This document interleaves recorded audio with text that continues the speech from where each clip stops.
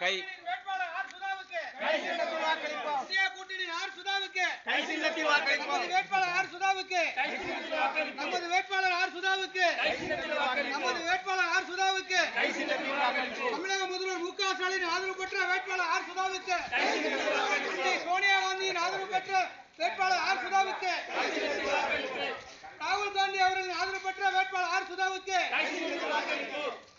இந்திய கூட்டணியின் வேட்பாளர் ஆர் சுதாவுக்கு உங்கள் ஓட்டு உங்கள் ஓட்டு ஐயா ஓட்டு அம்மா ஓட்டு ஐயா ஓட்டு அம்மா கையில ஓட்ட பாரு அம்மா கையில ஓட்ட பாரு